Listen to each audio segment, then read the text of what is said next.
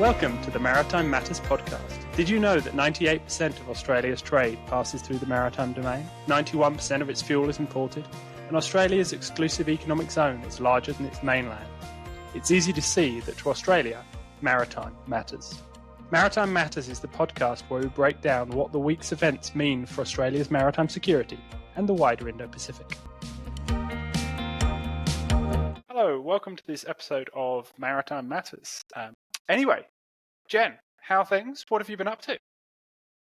Things are great. It's fantastic to be in Canberra today. It looks like the King is here, and he's now a 5-star in the Australian Defence Force, including given the honorary rank of First Admiral of the Fleet. Or it's all happening in Canberra today. But what have I been up to? I had a piece out in the Fin Review in the last week and a half that looked at loosely naval preparedness, but realistically it looked at the lack of funding for hydrography. That's it, hydrography. Mine warfare and replenishment capabilities for the Royal Australian Navy, and it kind of made the point that whilst there is significant investment in RAN ships and submarines, predominantly from the 30s, that the other capabilities you need to have a holistic fleet are suffering. And it looks at the fact that during the Cold War, so I think I went from 47 to 91, and I averaged out defence spending during that period. Now, sometimes it was as low as 2.4%, sometimes it was as high as 5%, but broadly, on average, it was 2.7% during the Cold War. And during major recapitalisation periods of the Royal Australian Navy, you saw that spending went higher. So it kind of made the point that yes, the current government has increased defence spending over the next 10 years. That is true. We're currently at 2.1% of GDP. We're going to get to 2.4. Apparently, it's a promise in the next 10 years. We'll see how we get through the next election. But just highlighting the point that that is still significantly below the average during the Cold War when the threat levels ebbed and flowed. And so I'm comparing that to the threat level articulated in the National Defence Strategy, the level of spending, which is significantly below the Cold War, and saying that is clearly having an impact on, I'm sure, the whole Australian Defence Force, but clearly naval preparedness when we look at some of those enabling capabilities like replenishment, mine warfare, and hydrography, which I can now pronounce. So if you're interested in that piece, it is available paywall free on my website, and we'll put a link in the show notes. But that's kind of the main thing I've been up to. I've also finally submitted a long overdue paper on interoperability in Southeast Asia, which sounds really boring. It's not boring. It's interesting. So I'll let you know when that's going to launch and you can check it out. Excellent. Sounds good. And sounds good for somebody to be talking about stuff that's not simply the shiny, flashy things that go bang. So often we focus way too much on that and not so much on the enabling capabilities that sort of facilitate all of this. Anyway, moving on, talking about what's happening in the region. I thought we'd kick off obviously with Exercise Joint Sword 2022, Exercise Joint Sword 2024. 2024, bravo. Yes, bravo. That's excellent. Right. Yes. We can't pronounce hydrography. We can't remember the year, but we can talk about maritime.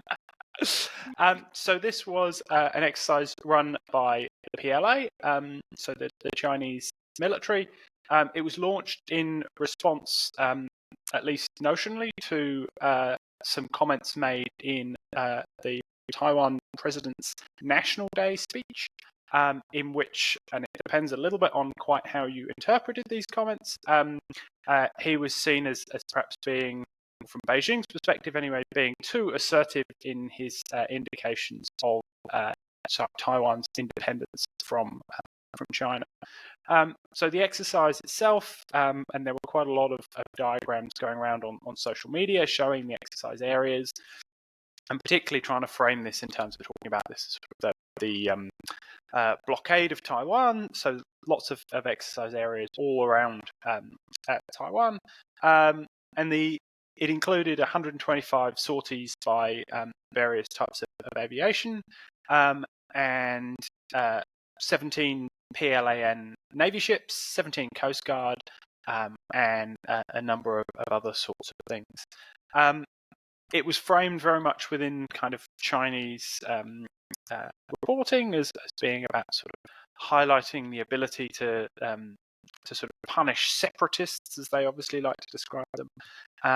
And there's been quite a lot of discussion about this in terms of whether or not this is ramping up PLA capability to be able to respond, or to be able to move on a timeline that lots of people talk about in terms of Taiwan.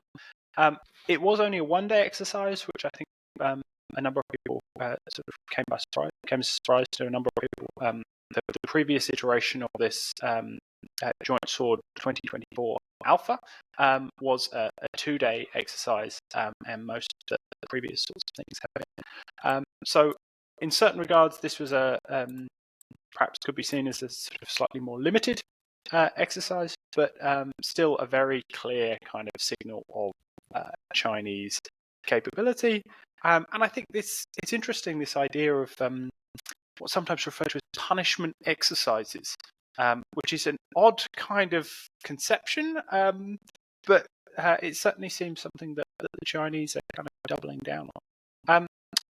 What was your interpretation of exercise Joint Sword 2024 Bravo? Look, certainly there was a lot made of it. There was even some reporting online that this was the start of a blockade. And to be fair, I mean, I think it, as much as I didn't believe that, it does make sense that in the same way we saw the Russian invasion of Ukraine over 2 years ago, it does make sense that if China was to blockade Taiwan, which I'm not necessarily convinced is their plan, but certainly it is an option, that they would initially couch it in the terms of an exercise to try and get the upper hand in terms of positioning ships, etc., etc. That makes sense. And we have seen, as I mentioned before, we have seen that done by countries. Look, in terms of what we learned from it, I think, we saw this from 2024 Alpha earlier in the year after the President of Taiwan's inauguration. We saw it again here. It's very clear that the ability of their joint forces to work together, and then their interagency forces to work together, so their PLA and their Coast Guard, is progressing. And I think that, you've got to remember that the theatre commands in China only developed, I want to say around 2015. That might not be the exact year, but that's the kind of time frame. So we are seeing a significant progression towards the ability to conduct joint operations and interagency operations. So I think that's an interesting takeaway. It's clear that China is increasing their rhetoric towards Taiwan under the new president. Certainly, we're hearing a lot more about separatists. We're hearing a lot more about punishment drills than we were before. And this could be an indication of them hardening their stance. Yeah, so as I kind of indicated, I think it's and we were chatting just before before we went live about the idea of this being a punishment for things that were stated in the speech, and it happened exceptionally quickly thereafter, and it seems almost inevitable that this was pre-planned. Of course. So I think it's clear that there's kind of a set of signalling, and almost kind of acknowledged signalling, that the Taiwanese president was going to say something in his National Day speech. He could not, given the sort of political situation and his domestic audience, and at the same time, the Chinese then need to be seen to respond to that, both internationally and also for their domestic audiences. So I think there's some interesting kind of dynamics going on there. I do think this idea of punishment exercises is an interesting one, and I'm kind of struggling a little bit to get my head around it. But at the same time, as you suggested, the example of the Ukraine and being able to use exercises as cover, and the idea also of, I guess there's an element of almost cry wolf about this. If we see regular build-ups of Chinese forces, which never amount to anything, each time they do this over and over again, it makes, if they do decide to do something, it makes it far more difficult to then build up any kind of momentum or any kind of international focus on the issue, because people will be like, oh, well, it's just another one of these exercises. Nothing's ever happened before. So I think there's value there. And I also think that the Chinese have built an incredibly sophisticated military in certain regards in terms of their technology, and have done so very rapidly. And it's expanded hugely, and they're still trying to work out how to use it. And across a whole variety of different ways, I think you're seeing that. And I think exercises like this do fit into that. You were mentioning interagency operations, right? The Chinese Coast Guard has expanded in the most incredible kind of way. So it's not surprising they're still trying to work out quite how to intermesh PLA and Coast Guard together. So I think there's lots interesting there to unpack. Yeah, look, I agree. And I think it goes to, Aquilino, the previous commander of Indo-PACOM, his comments about the boiling frog analogy, right? How do you respond to these activities? And if you don't respond, what does it mean in terms of the changing of the status quo? Moving on to something else that has kind of made the news the last 7 days. AUKUS is back in the news with force. Probably two elements. One, we'll start with the good one, and then we'll go to what I would say is borderline misinformation. But the good one. So good news. There is certainly reporting on the training elements of AUKUS. So we know that there was an aspiration to get a significant number of officers and sailors through nuclear training, predominantly in the US, but a little bit in the UK. Most of that training to date has actually focused on the officer corps, whether that be warfare officers or engineering officers. So what we have seen the last week is the first batch of sailors graduating from US nuclear powered school and moving on to operate on US Virginia-class submarines. So I think, the numbers aren't significant, but I think the fact that we've gotten to this point is significant. So I think that's some pretty good AUKUS news. Of course, we are going to need to see those numbers ramp up if we are going to be in a position to be operating our own Virginia class from, I nearly said 1932. I've nearly just gone back a decade. 2030. I wasn't alive in 1932. I'm not that old. 2032. So that's good news. Speaking of operating those submarines, though, in 2032, there was some other AUKUS news that proliferated through the newspapers and TV Was and it really radio. News? Well, I don't think it was news. What happened? I'll let you start before I rant. The brouhaha over the Congressional Research Service's report, which got released, actually got released, I think maybe end of last week, but it didn't get picked up in 10th the of Australian. October. It was the 10th of October. It was dated. Oh, okay. So Yes. even more. 2 weeks ago. Yeah. Didn't get picked up by the Australian media. I think I saw something that it was flagged, but it's a very regular thing. It gets updated every couple of months or so. So it was also updated on the 5th of August. So 5th of August and 10th of October. So you can tell Jen's really got down into the weeds on this one, right? Anyway, it got picked up, I think initially on social media, and then by a number of the mainstream media outlets. That this is talking about. There's a section in it talking about alternatives to, particularly to AUKUS Pillar 1. So this is the Congressional Research Service report on the attack class submarine. The Virginia-class submarines, which it obviously refers to as attack submarines. That's where my slip has come from. But it's the CRS report on the Virginia-class submarines, and there is a section on it, big section on AUKUS, obviously, and part of that talks about potential alternatives that have been discussed if the US was not to sell submarines to Australia.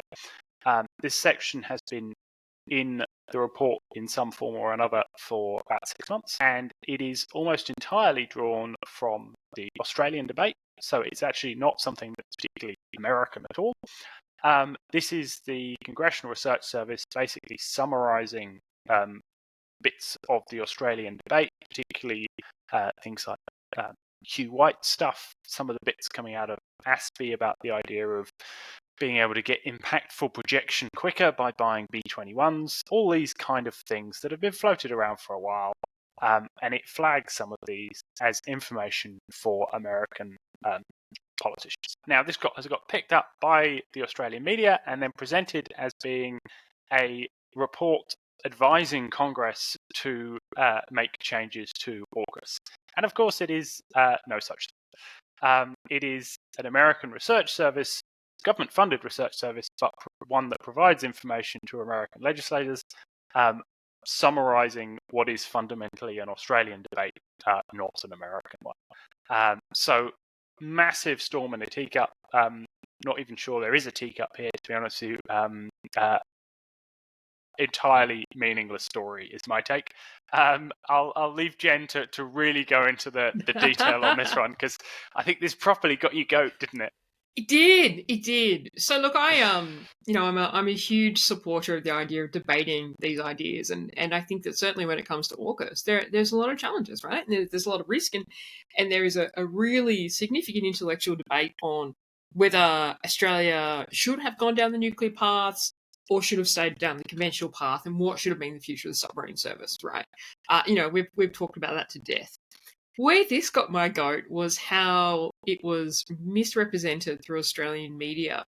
Not only it was in the Australian, it was in the Guardian, it was in Nine News, it was in the ABC, and I guess the issue here was the fact that not that the US has a background briefing that looks at alternatives. That's prudent, right? Like, it is prudent for any capability acquisition, let alone something as ambitious as AUKUS, that people who are discussing, debating the issue, and politicians who are considering the issue are thinking about alternates as well.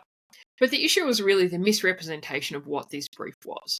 So it's a background brief from the Congressional Research Service, which was represented in the media as a significant US think tank that provided recommendations. It's kind of the equivalent of our parliamentary library, right? So Australia has a parliamentary library. It is not resourced or staffed in the way of the Congressional Research Service in any way, shape, or form, but it does give a summary of debates on issues, and particularly public debates on issues.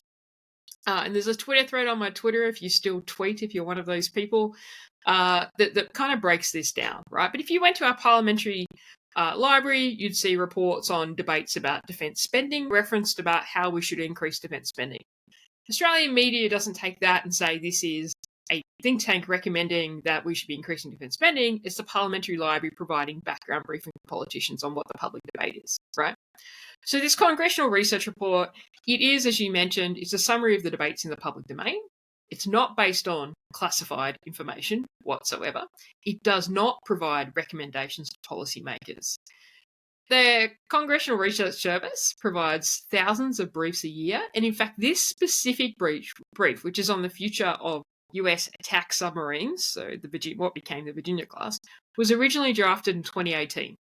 There are 285 iterations and updates to this brief, and I'm a geek because I know that, but I worked that out. And in May 23, after the announcement of the AUKUS Optimal Pathway, it included a section on AUKUS. Later that year, it changed the date to say attack submarines and AUKUS.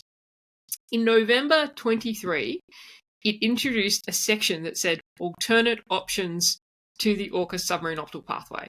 And it talked about what some of the skeptics say and the options they put forward, which include, for example, the US operating their submarines out of Australia for perpetuity, right? It put through options of no sale of Virginia-class submarines and a bunch of others, right? That has been in there since November 23, almost, not quite, the exact wording. It has been updated, I can't remember exactly how many times, but let's say 10 times since November 23. It was released on the 5th of August. It was released on the 10th of October. The wording is pretty much exactly the same, right?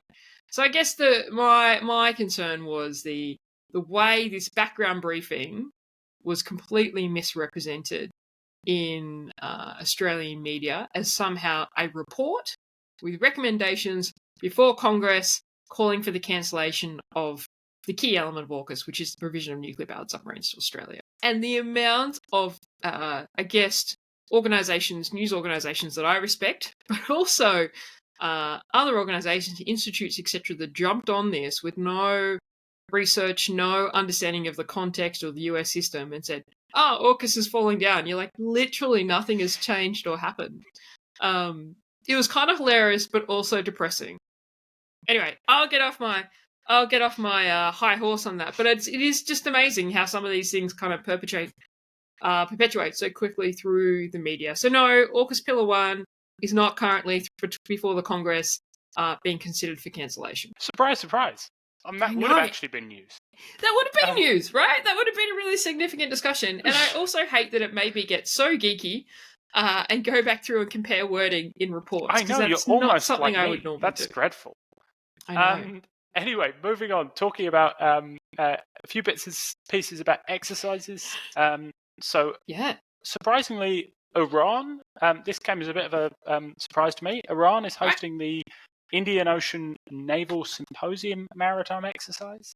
In fact, it's just recently finished. So I think a 3-day thing. Perhaps unsurprisingly, relatively limited attendance. From what I can see, Iran, Russia, and Oman are the only states that sent vessels. Saudi Arabia, India, Thailand, Pakistan, Qatar, Bangladesh were also involved in terms of personnel. Now, exactly what happened, I'm not entirely sure. There's limited kind of reporting. One of the things is discussing sort of a naval demonstration or a naval parade, and I think the sort of size of the assets involved was relatively small. But it's interesting and certainly not something that I had imagined. I didn't think that Iran would be the one hosting this exercise. Elsewhere, another one of the series of exercises, US-Philippine exercises, exercise Sama-Sama. This is involving Philippines, Canada, Japan, and the US. A number of these ships have been kind of involved in quite a lot of these exercises. So Vancouver, the Canadian frigate Vancouver's done quite a few of the rounds. I can't remember which. I think she's Kakadu earlier. Yes, definitely Kakadu, and has done a couple of other bits and pieces. But interesting that this is another one of these exercises which is kind of really embedding this relationship, and particularly Philippines, US, Japan. We're seeing pretty much continuous kind of engagement now. Slightly surprised that whilst there was mention of personnel from Australia, there was nothing more. What about you? Comments on exercises? You're normally got some interesting hot takes. Yeah, look, certainly exercise Sama-Sama, I think that's interesting. I went back recently and looked at the details between exercise Balakatan, which is used to be bilateral, US Philippines exercise on an annual basis. And what we're seeing with these exercises is kind of two trends. One, they're becoming increasingly complex in their nature, whether that be the level of exercises they're doing. So Balakatan had a Syntex and integrated air and missile defense elements, but also the multilateral nature, and they're starting to expand. So we saw that from Balakatan, which originally was bilateral. 2024 iteration had a number of participants, including Australia, and we're seeing that with Sama-Sama as well. So certainly we're seeing lots of things in terms of the signaling elements, but also I think a real focus on actual interoperability in these exercises. And my paper that is coming out, it's now submitted, talking about interoperability in Southeast Asia and talking about what it means. Often we talk about these exercises and there's a throwaway line saying, oh, yes, it was focused on interoperability, right? And, you look at the country and you're like, okay, we're never actually going to be interoperable with them. But it's very clear that there is a real focus on these exercises with the Philippines on increasing interoperability in high-end warfighting. And I think that is not only a signal to China, but also a message of what the US and the Philippines are expecting may well come in the region. On IMEX, so the Indian Ocean Naval Symposium exercise taking place in Iran. Look, I think that's really interesting. So it's part of ION, so the Indian Ocean Naval Symposium, which commenced in about 2007 and involves most of the major players from the Indian Ocean, including Australia. The last kind of chiefs level dialogue was in December last year, and it was attended by, I think, Australia's Deputy Chief of Navy on behalf of the Chief of Navy in Thailand. There's a series of working groups, and I noted that the Maritime Working Group of IONS was actually held in Iran a couple of years ago. So Iran seems to be an active member of the Indian Ocean Naval Symposium. IMEX itself is meant to be a humanitarian disaster relief exercise. And you've got to think, when IONS came about in 2007, it was in the wake of some significant natural disasters in the Indian Ocean region, including the tsunamis. IONS actually has its own HADA kind of guidelines of how countries should work together to undertake humanitarian disaster relief activities. The latest update is 2017. And so the whole point of IMEX, which I think commenced in 2022, don't quote me on that if you get that wrong in a trivia question, but certainly was held in 2020 to go into a boring trivia night. I was going to say, where are you doing your trivia? Maritime Matters trivia. But it was held in 2022 in India. Australia did participate, as did a large range of nations. Clearly being held every 2 years, or the aspiration is, Iran holding it this year. There's no evidence that they actually did any humanitarian disaster relief activities or exercises to support these guidelines, and not much participation. But it is interesting that Iran sees themselves as an active member in the Indian Ocean Naval Symposium. We do need to flag the Australia-China Defence Coordination Dialogue that occurred with limited fanfare. Do you have any thoughts, comments on that? I was, in some ways, not surprised that it happened. It's good to see it happening. We have been through a period where getting direct sort of discussion is hard, but we've seen, obviously, direct discussion on the American side. This has been continuing actually for a little while, so it's good to see. The statement out of defence was relatively bland, as per kind of usual. It noted that Australia underscored the importance of adherence to international law, particularly the UN Convention on the Law of the Sea, and then outlined the importance of all countries acting in a manner that respects sovereignty and upholds regional peace and stability. So, read into that what you will. I suspect the underlying discussions were rather more frank, but I think it's good that it's happening, particularly as we are seeing issues arise on a relatively regular basis. It is, and I think that, so it did happen in 2023, and I think that's the first iteration since kind of the real deterioration in the relationship following kind of the economic coercion of Australia, COVID, etc., etc. And, of course, a number of incidents, unsafe incidents in 2022, as there have been in 2023 and 2024. So I think that is significant. The interesting thing that I haven't heard much about that I thought might have been associated with this was when the Premier visited, so the Premier of China visited Australia early this year, there was some sort of announcement of a maritime working group at the time.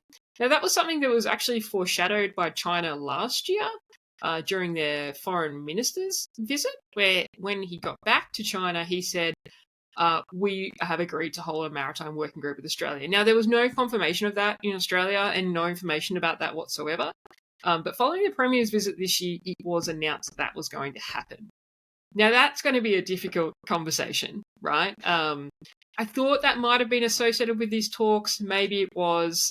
There is a maritime theme to the Australian Department of Defence readout that talks of Australia reiterating the importance of law of the sea, etc., etc., etc.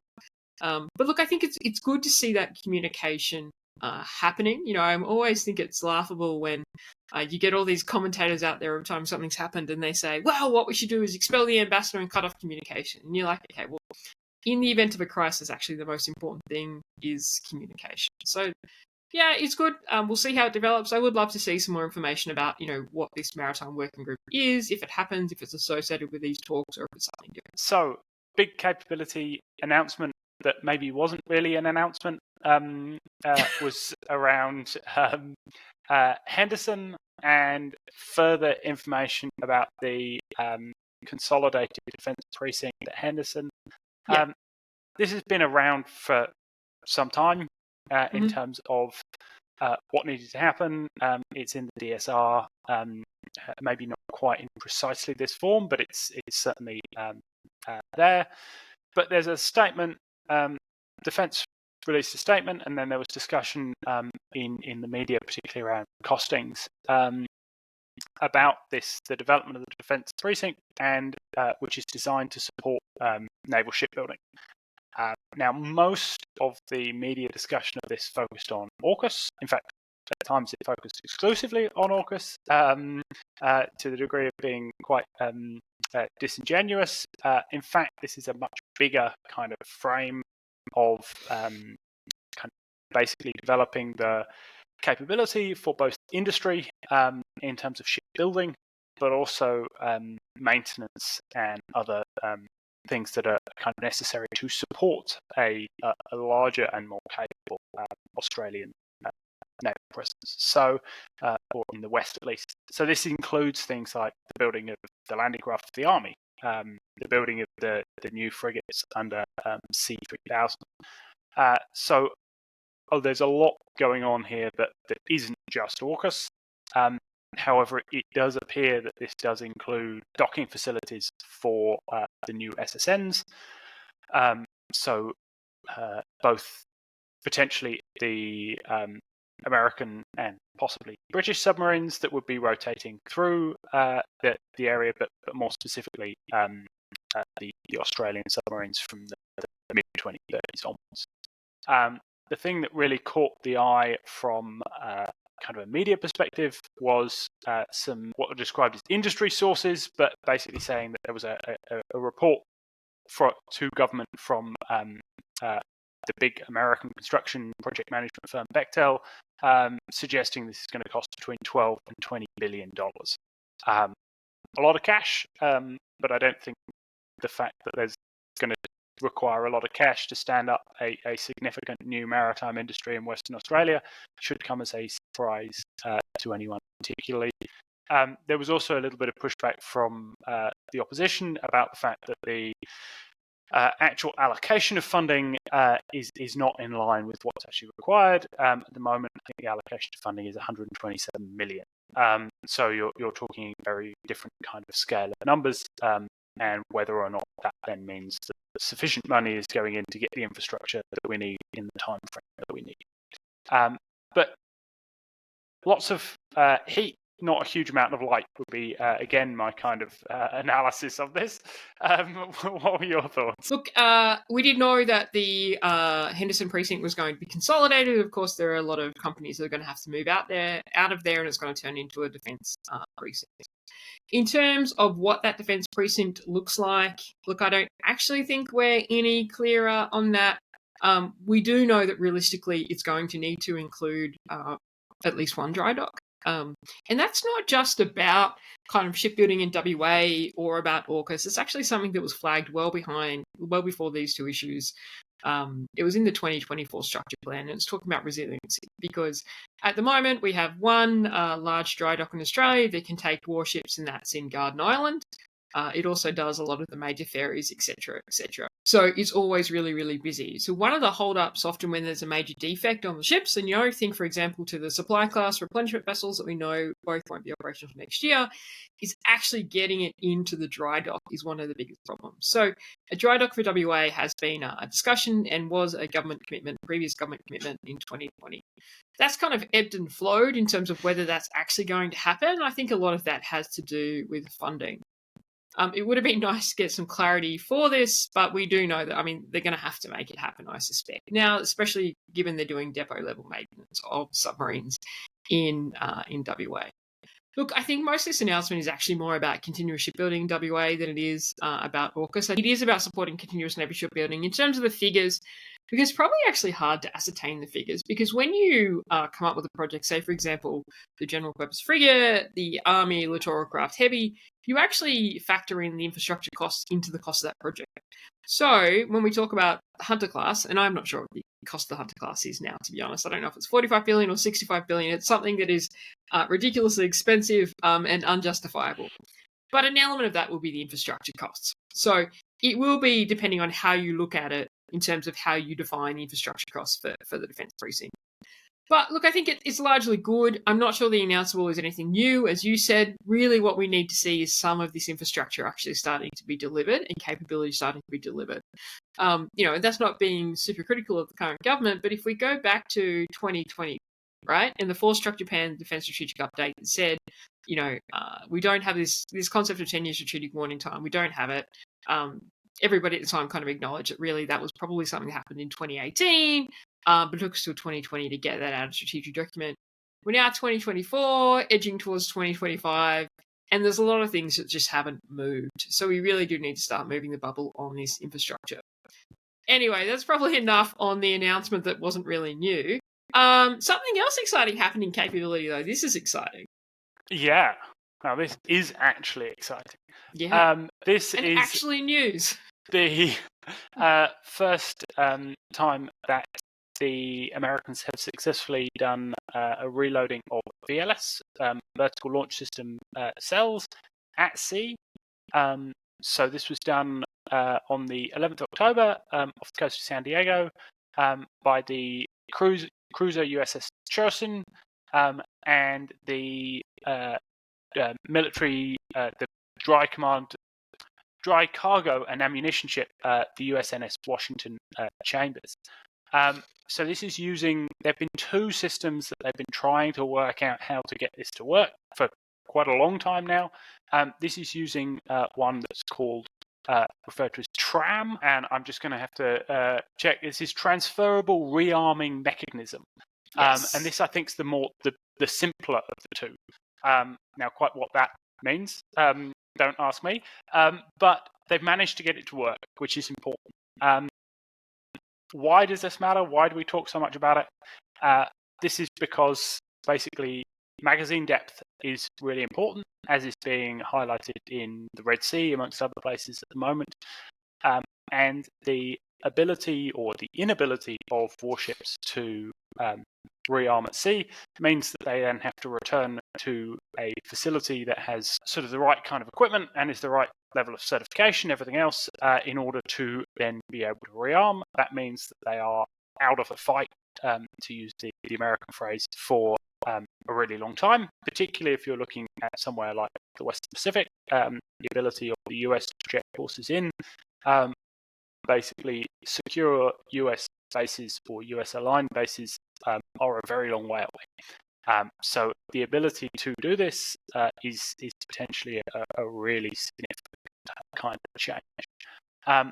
It's been a big sort of priority for the US Navy for some time now, and so it's good to see real movement on this. And the Navy is suggesting that this might be being kind of fielded operationally in 2 to 3 years. So really quite significant kind of changes. Yeah, look, I think it is. We've still got to recognise that even if they manage to operationalise this and roll it out, these are still going to be very, very slow replenishments. Rearming VLS at sea is not going to be easy. The sea state is going to be a significant factor. But one of the things I think it is useful for is if you think about expeditionary basing in the Pacific in the event of a conflict, being able to deploy these ships to the Pacific and where an island, for example, may not have the infrastructure to allow a ship to replenish there with missiles.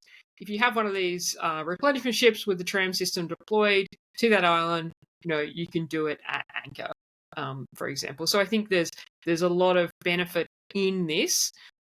It may well not be underway, but still, I think it's really, really positive and something that I hope that Australia, and I'm sure we are, is thinking about factoring into our replenishment ships when they get back to sea, or if that is not feasible from a structure perspective, then looking at acquiring ships that can deliver this capability. Well, Richard, I think that's probably all we've got time for. Yep. I've had a significant rant about the Congressional Research Service's brief on AUKUS, which is a great background brief, by the way. Recommend you read them; they're really helpful. And about the Henderson announcement, which is positive, but not new. But yeah, I guess it's just time to say that, I guess maritime matters. As always. Sounds corny. Good to chat. Great to chat. Thanks, Richard.